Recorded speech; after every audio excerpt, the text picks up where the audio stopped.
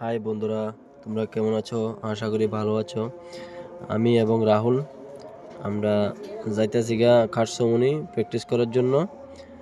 আজকের ভিডিওটা স্পেশাল করে যারা খাটসমণি, মাইরানি এবং দুর্লভনারায়ণ এসব এরিয়ার মধ্যে আছে তাদের জন্য বানানো হয়েছে।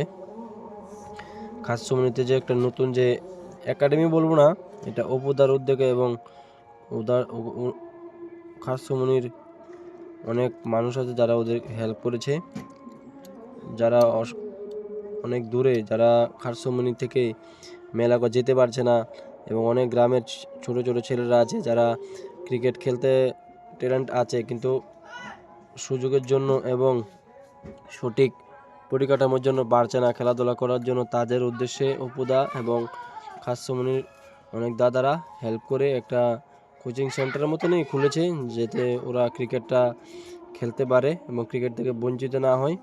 তার উদ্দেশ্যে আমাকে অপুদা ইনভাইট করেছিল যে ওদেরকে একটু দেখিয়ে দিতে, তাই আমিও অবসর ছিলাম। তার জন্য কালকে একটা ম্যাচের আয়োজন করা হয়েছে, তো আমি ওখানে গেলাম, গিয়ে দেখলাম ছোট ছোট বাচ্চারা 3 মাস ধরে প্র্যাকটিস চলছে, খুবই ট্যালেন্টেড প্লেয়ার আছে অনেকগুলা।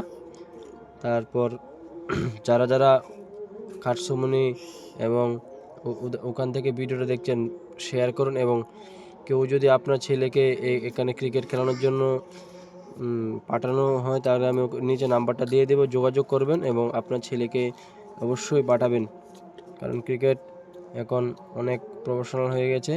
আর যারা যারা ইচ্ছুক পাঠানোর জন্য, যে আপনারা মেলাঘর যেতে পারছেন না এবং ক্রিকেট খেলার জন্য জিনিস কিনতে পারছেন না, তারা অবশ্যই এখানে পাঠাবেন।